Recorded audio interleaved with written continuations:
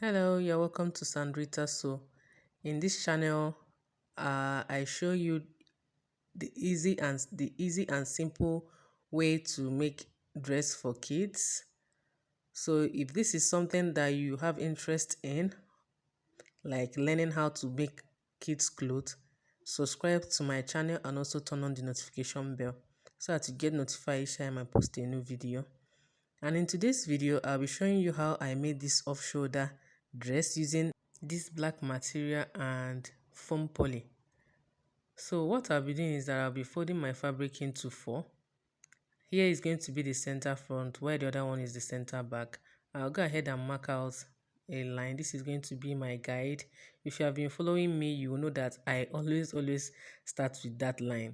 So it's an off-shoulder dress, so I'll be taking away about 5 inches, 4.5 inches, and I'll be going down for the dress. I'll come up by 5 inches because you have a ruffle at the down, so I minus 5 inches from the length of the dress.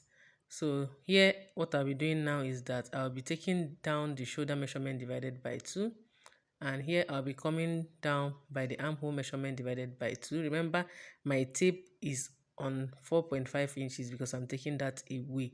It's an off-shoulder dress. I'll just go ahead and create a curve like that. So what I'll be doing is that I'll take down the half length measurement, that is the waistline, and also the hip depth measurement, the depth of the hip. Remember, if you don't know how to take these body measurements, I have a detailed video here. Just click on it. After watching this video, you click on it so that you will see how to measure perfectly for kids. So here I'll be marking out the chest measurement divided by 4, and I'll go ahead and add 1 inch. Here the waist measurement divided by 4, I'll add 1 inch. I'm adding only 1 inch because the fabric is a little stretchy. The hip measurement divided by 4, I'll add 1 inch. And from that hip depth, that hip measurement, I'll just take it down. It's not a pencil dress, it's just something straight. I'll go ahead and connect the lines so that you see how the fittings should be. So here now I'll add about 0.5 inches for turning it out, and at the center back here I don't want it to be a little bulky, so I'll be coming in by half an inch there, and I'll just be going out like that. I'll be coming in here too. Just watch carefully, you understand what I'm doing. I'll go ahead and cut it out. So after cutting it out, here I'll be coming in again by 1.5 because I don't want it to be too tight, so I just cut it out like that. So what I'll be doing next now is that I'll use a bias tape to turn the armholes, both the front and the back. I'll turn their armholes with that bias tape. So after doing that with the bias tape, what I'll do next now is that I'll go ahead and join the front and the back together. So I'll just place them like that, and I'll place it right side facing right side this time. So right side facing right side, I'll shape it out using that 1 inch, and I'll also stitch down small here. I'll stitch down small here, and I'll also add the zipper to it. So after doing that, this is what I have.